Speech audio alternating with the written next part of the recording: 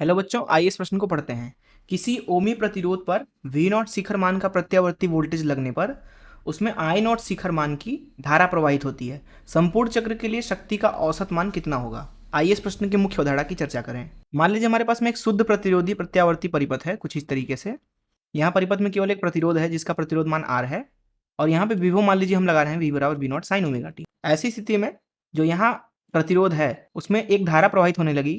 मान लीजिए कि किसी छड़ पर धारा कुछ इस दिशा में है और उसका मान I है, तो हम V बराबर आई आर से लिख सकते हैं। I का मान जो हो जाएगा यहाँ पे परिपथ में हो जाएगा I बराबर V बटे आर, जो कि हो जाएगा V नॉट भागे आर गुणे साइन ओमेगा टी के बराबर। ध्यान से अगर आप देखें तो जो V की कला है वो है ओमेगा टी और जो धारा की कला है वो भी दरअसल ओमेगा टी है। अर्थात एक शुद्ध प्रतिरोधी परिपथ में धारा और विभव समान कला में होते हैं। अब अगर हम किसी भी छड़ पर इसमें क्षय होने वाली शक्ति का मान लिखें अर्थात किसी भी टी समय पे, तो वो दरअसल हो जाएगा V गुणे आई के बराबर। अर्थात उस समय पे जो विभव होगा वो गुणे उस समय पे जो धारा प्रवाहित हो रहा होगा।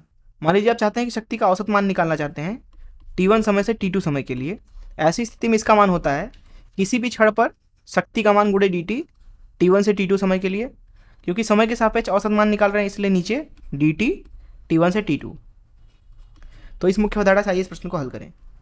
यहाँ इस प्रश्न में बोला जा रहा है कि ओमी प्रतिरोध पर V नॉट शिखर मान का प्रत्यावर्ती वोल्टेज लगा हुआ है तथा I नॉट है धारा का शिखर मान। संपूर्ण चक्र में औसत मान निकालना है अर्थात यहाँ पे हमें P एवरेज निकालना है।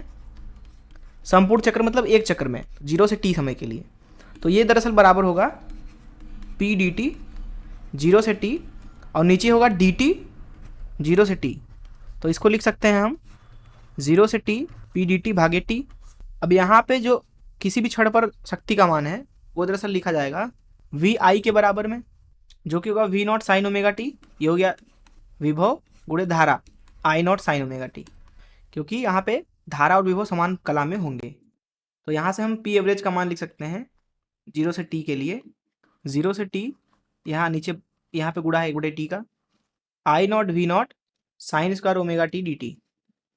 यहाँ पे I नॉट V नॉट बाहर आ जाएगा तो यहाँ मिलेगा हमें V नॉट I नॉट भागे T और समाकलन करेंगे 0 से T तक sine square omega T D T का। तो अब यहाँ पे एक सूत्र का इस्तेमाल करते हैं cos 2 थीटा बराबर 1 माइनस 2 साइन स्क्वायर थीटा। तो यहाँ से हम लिख सकते हैं P एवरेज का मान 0 से T समय के लिए V नॉट I नॉट भागे T 0 से T sine square omega T के जगह पे लिख देंगे 1 माइनस कॉस 2 ओमेगा टी भागे 2। ऐसा इसलिए किया क्योंकि साइन स्क्वायर ओमेगा टी का आप सीधे समाकलन नहीं कर सकते हैं। अब यहाँ से हमें मिल रहा है P एवरेज का मान 0 से T समय के लिए V नॉट I नॉट भागे T और यहाँ अंदर है 0 से T समाकलन है dt भागे 2 माइनस 0 से T समाकलन है 2 बाहर आ जाएगा cos 2 omega T D T का। अब दरअसल cos 2 omega T D T का ये पूरा समाकलन जो है वो शून्य के बराबर होगा। समझते हैं कैसे। अगर आप cos 2 ओमेगा टी का ग्राफ बनाना चाहें तो वो कुछ इस तरीके से होगा। यहाँ पे मान लेते हैं कि 0 समय है तो यहाँ पे होगा प्रथम समय अंतराल t। ध्यान से अगर आप देखें तो ये वाला क्षेत्रफल प्लस ये वाला जो क्षेत्रफल है इन दोनों को जोड़ दिया जाए तो नीचे वाले क्षेत्रफल के संख्यात्मक मान के बराबर आएगा। अर्थात जो ऊपर वाला क्षेत्रफल है अगर उसे a बोल दिया जाए तो नीचे वाला जो क्षेत्रफल होगा वो माइनस a के बराबर होगा। और अगर आप 0 से t तक cos 2 ओमेगा टी का समाकलन करते हैं तो आपको शून्य मिलेगा, क्योंकि गणितीय रूप में समाकलन का मतलब होता है क्षेत्रफलों का बीजगणितीय योग। अर्थात यहाँ पे अगर 0 से t तक हम cos 2 omega T D T का समाकलन करते हैं तो वो दरअसल कुछ और नहीं बल्कि a माइनस a है, जो कि शून्य के बराबर है।